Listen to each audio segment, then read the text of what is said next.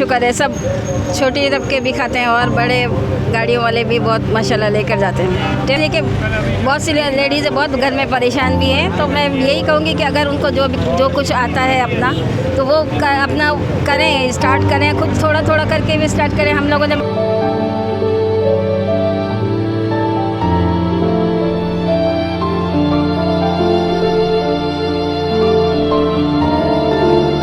अस्सलामुअलैकुम नाज़रीन, आपका मेज़बान मुमताज़ शिगरी आपकी खदमत में हाजिर है और आप देख रहे हैं बोलो पाकिस्तान। नाज़रीन, आज हम कराची के एक और बाहिम्मत खातून की कहानी लेकर आपकी खदमत में हाजिर हुआ है। सलमा ज़ुबैर की कहानी में आपको बताता चलूँ। सलमा ज़ुबैर के शौहर के इंतकाल के बाद उन्होंने हिम्मत हारने के बजाय यहाँ पे यूनिवर्सिटी रोड पे ठेला लगाया, खाने का ठेला लगाकर और खाना बेच रही है। मैं आपको बता दूँ, पिछले 3 सालों से ये यहाँ पे खाना बेच रही है। उसका एक बेटा इनके साथ यहाँ पे काम करती है, साथ में उनके तकरीबन 13 फैमिली मेम्बर्स है। वो यहाँ से खाना बेचकर यहाँ से कमाती है और इसी से गुजारा करते हैं। और उनका एक बेटा जॉब भी करते हैं, जिनका जॉब और यहाँ से कमाए गए पैसों से वो अपने फैमिली मेम्बर्स को पालते हैं, अपना ख़ानदान चलाते हैं। तो उनकी ये कहानी स्टार्ट कैसे हुई, किस तरह ये यहाँ पे चीज़ें बेच रहे हैं और उनके प्राइस क्या है, तो आइए हम इनसे जानने की कोशिश करेंगे।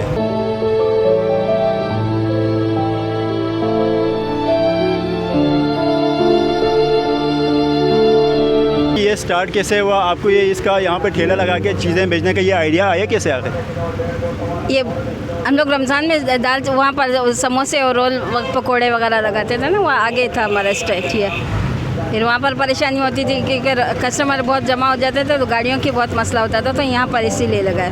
और फिर बच्चों ने कहा कि सालन भी लगाएं आंटी, अगर आपके वो समोसे रोल में भी टेस्ट अच्छा था हमारा, तो इस वजह से फिर सालन भी उन्होंने कहा कि लगाए। मार्केट वाले सब लेकर जाते हैं हमसे भी, फिर उनकी वजह से हम लोग। अच्छा, ये बताइए, माशाल्लाह से आप इतनी चीज़ें यहाँ पे बेच रही है, तो कब से स्टार्ट किया, कितना अर्सा हुआ आप यहाँ पे काम करते हैं? 3 साल हो चुके हैं तकरीबन लगाए हुए।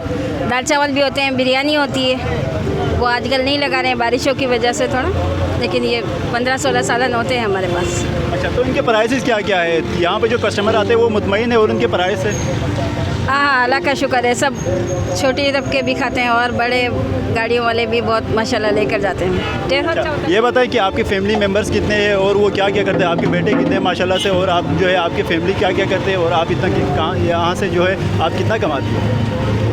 यहाँ पर अल्लाह का शुक्र है, मेरे घर का खर्चा पूरा हो जाता है, लेकिन बच्चे अपने अपना कर रहे हैं। वो अलग हैं, दो वो अलग अलग अपना कर रहे हैं और एक साथ वो जॉब कर रहे हैं। बस ये 2 बेटे मेरे साथ होते हैं।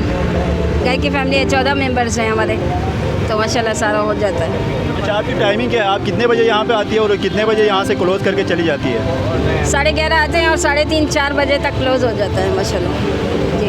अच्छा, तो किसी ने आपको तंग करने की कोशिश किया, पुलिस वाले ने या किसी शहरी ने? क्योंकि हमारे माशरे में जो है खातून को, किसी ख़वातीन को बाहर निकल कर इस तरह के सड़क पे चीज़ें बेचना या काम करना, इसको मायूब समझा जाता है। तो किसी ने, पुलिस वाले ने या किसी शहरी ने आपको कभी तंग करने की कोशिश की? नहीं, ऐसा कुछ भी नहीं हुआ, अल्लाह का शुक्र है, बहुत इज़्ज़त मिली है। और यहाँ से अम्मा के नाम से ही मशहूर है और मुझे अम्मा कहकर ही सब बुलाते हैं। अल्लाह का शुक्र है, कभी ऐसा नहीं हुआ कि मुझे परेशान किया। मेरे बच्चे मेरे साथ बेटे 2 खड़े होते हैं, एक मेरे साथ यहाँ खड़ा होता है, एक वहाँ सामने खड़ा होता है, वो नमाज़ के लिए गया हुआ, लेकिन वो मेरे साथ खड़े होते हैं मेरे बेटे।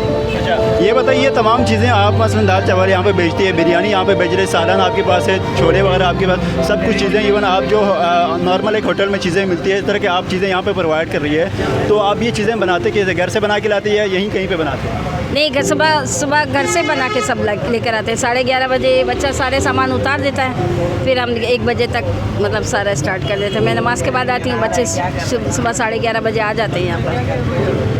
अम्मा, ये बताएगा कि मुख्तलिफ़ ख़वातीन अभी मसलन कराची में देखा या आप इवन पाकिस्तान में ही देखें, तो एक तो महंगाई है, महंगाई में सारे परेशान हैं और ख़वातीन ये सोच रही कि हम करें तो क्या करें, जॉब हमारे पास है नहीं, हम काम कोई कर नहीं सकते। माशाल्लाह से आप जो है यहाँ पे प्रॉपर आपका अपना सेटअप है, सब आप चीज़ें यहाँ पे बना के भेज रहे, तो उनके लिए कोई पैगाम देना चाहेंगे?